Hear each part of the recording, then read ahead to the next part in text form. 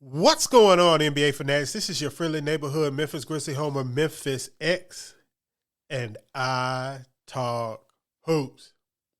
Today, we are talking about a variety of topics. You saw the thumbnail. You seen the title.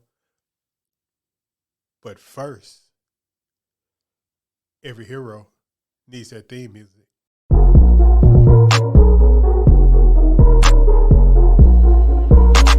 KeyAno. Grizz gang, go hard. Baddest in the game, we be on one. I talk hoops so secure.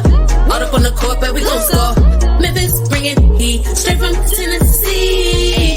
Demorant spiking, let's go for he that MVP. Just when it looked like the tensions with the Nets were cooling off, well, Kevin Durant turned up the heat. ESPN sources confirm KD has told Brooklyn to choose between him and Coach Steve Nash and General Manager Sean Marks. Yeah, this is an odd maneuver from Durant. And I use the word maneuver because this was done quite transparently to try to get the Nets to act. Either to act to clean out their front office and coaching staff, or to act in get things moving on a trade. But the timing of it is very strange. It's not something that you would normally see a player do. The NBA is 75 years old. Star players have wanted their coaches fired for 75 years, and I am guessing they will want them fired for 75 more years. It's not something that's unusual. It's happened before. It'll happen again.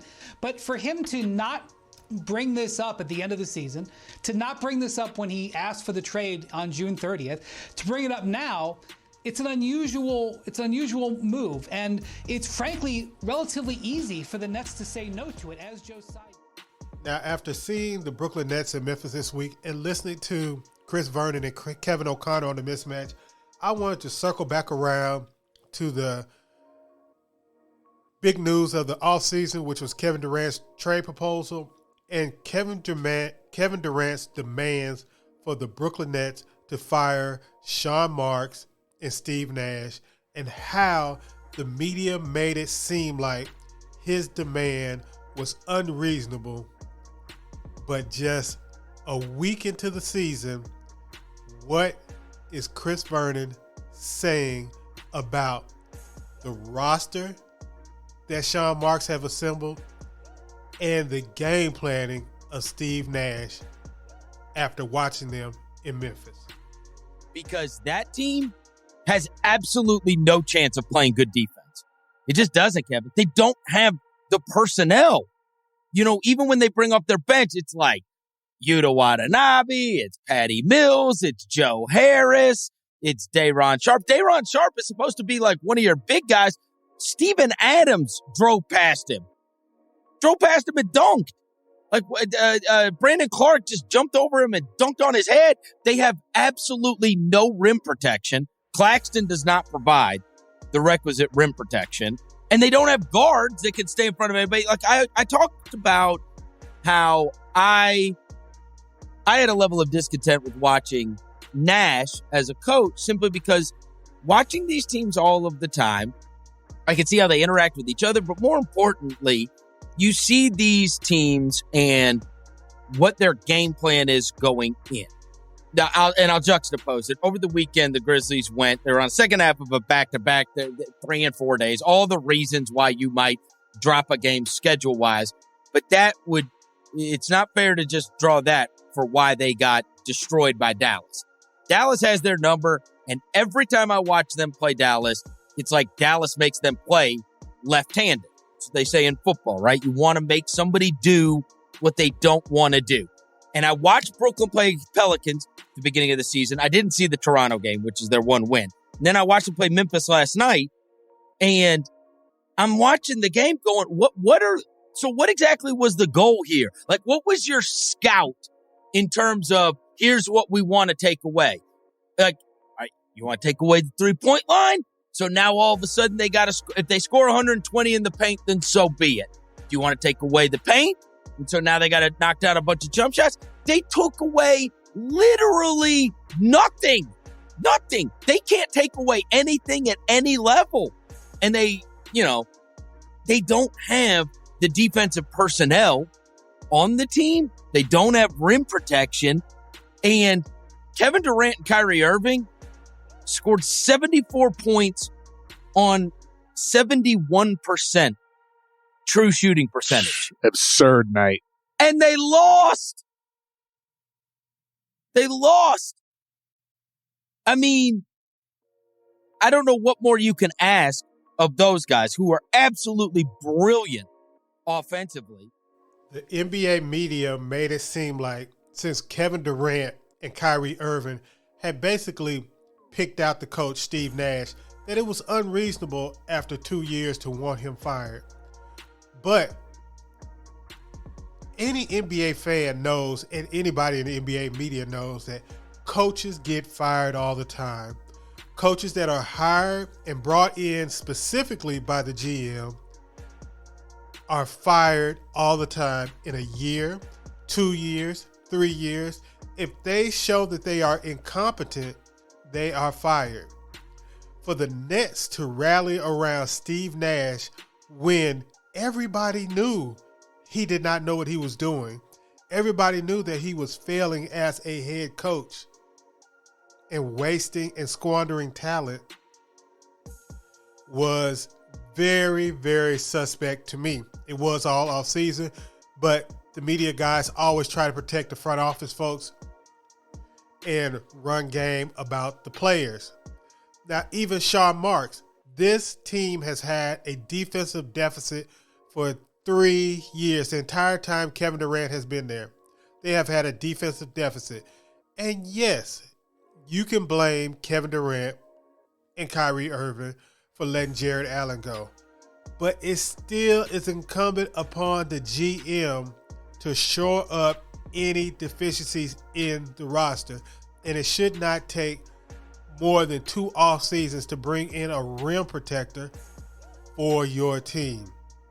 Now, I'm not going to harp on this because a lot of people are going to talk about the Nets, and I expect them to still make the playoffs in some capacity. But I just wanted to circle back to that while we were on the subject of the Brooklyn Nets in Memphis. Now let's talk about the early season warning signs that we have seen across the NBA. And we are going to talk about the teams that I feel might be in a little bit of trouble as far as not being able to live up to preseason expectations. We're going to have 2 from the East and 2 from the West.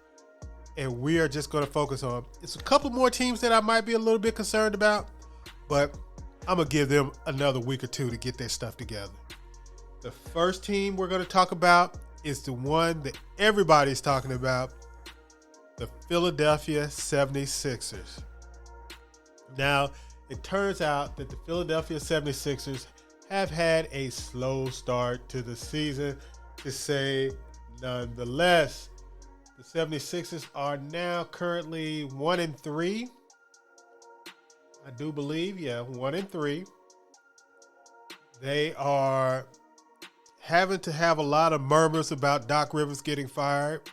You know, Daryl Morey is trying to build Houston East in Philadelphia, and Coach Mike D'Antoni is sitting out there on the gangplank, ready to push Doc off. But the big development was that somehow, or Joel Embiid had plantar fasciitis this offseason and was not able to work out, and is not in a good shape this season as he was last. And he might still be experiencing pain with that. And for me, that is danger, Will Robinson, danger. I feel that they need it. And you guys know I had Joel Embiid as my defensive player of the year. Did not know he was hurt. And I figured that he would have to be able to turn in a defensive player of the year performance to make up for having James Harden, Tyrese Maxey, and Tobias Harris on the perimeter for the 76ers. Also, it looks like their number one off-season signing is looking like he might be aging a little bit. He's PJ Tucker at 37, which was asinine to sign a 37-year-old to a 3-year, $30 million contract. But that's neither here nor there. That milk has already been spilled. But it doesn't look like he's having a great season so far. Even though he's shooting 42% from three-point land and 54% from the field, his defense seems like it's been falling off. And this is one of my pet peeves in the NBA, signing an older player to their last NBA contract. It's always wrought with danger. Speaking of an NBA player on his last big NBA contract, let's move on to the Miami Heat, where they have a player in similar straits in Kyle Lowry. Kyle Lowry has started off quiet as kept, almost as poorly as Russell Westbrook. The Miami Heat are 1-3. They moved Tyler Hero into the starting lineup to shore up some of their offensive woes, but Kyle Lowry is having a terrible start to the season. He is shooting 28% from the field, 28% from three-point line, still 87.5% from the free throw line, but he is averaging a whopping 10 points, 3 rebounds, 4.5 assists. He is having a subpar season, and his defense is not quite to what it used to be. I think the problem is compounded by Victor Oladipo is also out injured, and the Miami Heat are stuck with Gabe Vincent being their only other option at point guard. And Gabe Vincent he's having a pretty good year, but his three-point shooting is at 33%, so he started off a little slow. But like I said, the Miami Heat is a team that I do not feel good about. I did not feel good about them coming into the season, so I am not surprised that they are struggling because I did not have faith that Kyle Lowry would last another season. I did not think last season was a fluke. The Western Conference. The first team we're going to talk about is the Minnesota Timberwolves. Now, I was kind of a little bit excited about the Timberwolves this offseason. People call me a closet Timberwolves fan because I like Ant and Karl Anthony Towns as far as their styles of play. But during the preseason, I saw Karl Anthony Towns trying to defend at power forward, and I was out.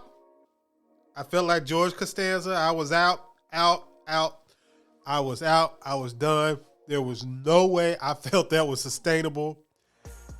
Plus, add on to the fact that they lost their heartbeat in Patrick Beverley, the guy that gave them the heart to make the playoffs last year, and they gave away their hustle player in Jared Vanderbilt, and they're left with a bunch of sort of prima donna-like players that are going to struggle to find their identity, and they're already having off-the-court issues. They have Rudy Gobert liking tweets about the Gobert trade being the most overrated. We had Karl Anthony Towns calling out Anthony Edwards about eating Popeyes and saying he was going to eat Popeyes. It's just a total mess already, and the West is not a place to get yourself together slowly. You must be on the ball early unless you have a strong culture and a strong team, and I'm not sure the Wolves have that strong culture and strong team to see through a bad patch. Finally, in the West, the last team that I'm worried about is the Denver Nuggets, the team that I got a lot of flack about this offseason when everybody was crowning them as their title favorite when I said they had no chance to win the title. Why did they have no chance to win a title in my eyes? Because they didn't have the defensive player to do it. Now, Bruce Brown has played very well as a pseudo backup point guard, playing in place of Jamal Murray while he was out for a game or two. But Jamal Murray has not looked like himself. And people forgot that the last image they had of Jamal Murray was bubble Jamal Murray. And that is just like, imagine having the last image you had of Anthony Davis being bubble Anthony Davis. The bubble was a separate entity. Players in the bubble did not always perform like they did in the bubble afterwards. There was crowds, there was other things. And he has coming off a 1.5 year injury just about. And I'm going to give him a few more weeks to get it together. But still, even when he was healthy before he got his injury, he was not a good defender. Michael Porter is not a good defender. And I have another pet peeve is a point guard, and a center combo.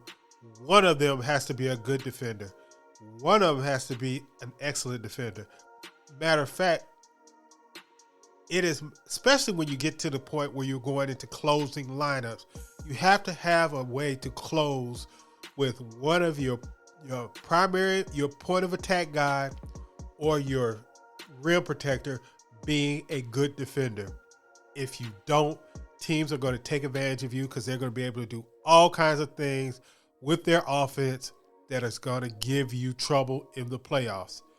So those are the 4 teams that I felt are in trouble already, less than 2 weeks into the season. Now let's get quickly to the MVP, my top 5 MVP guys to start the season off. We're going to run through them real quick. At number 5, I have John Morant of the Memphis Grizzlies. At number 4, I have Devin Booker of the Phoenix Suns. At number 3, I have Jason Tatum of the Boston Celtics. At number 2, I have Giannis Antetokounmpo of the Milwaukee Bucks. And surprisingly, at number 1, the number 1 person I have in the MVP vote right now is Damian Lillard of the Portland Trailblazers, the 4-0 Portland Trailblazers. Yes, if the Blazers end up as a number 1 seed in the West, Dame will be your MVP. You can bank on that crap right there. So that's just a quick. We know we're at the beginning of the season, small sample size and all that, but it is what it is.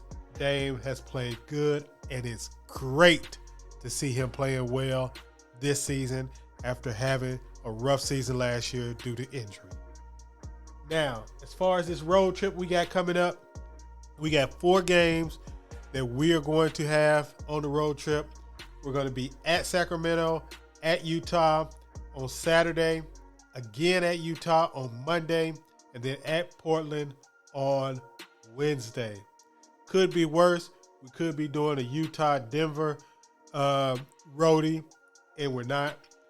So the things to look out about this, we're bookend by zeros. Sacramento hasn't won a game. Portland hasn't lost a game.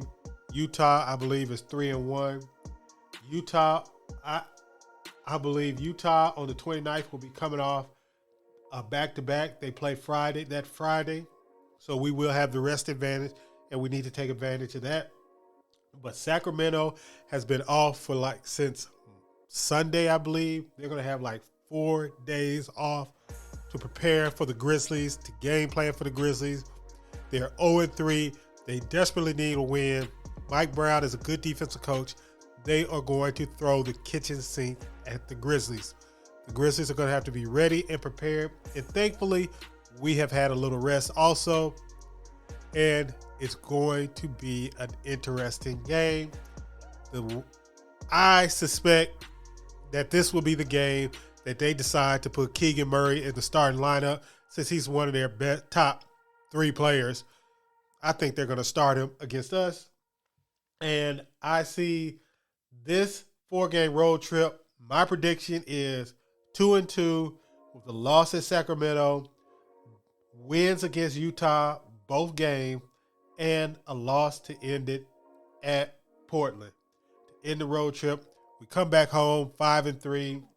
And this is me not anticipating getting Zaire Williams or Jaren Jackson back on this road trip.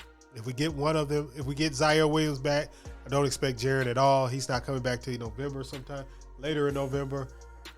But if we get Zaire back, we might have a chance to go 3-1 and even beat Portland in that fourth game on this road trip.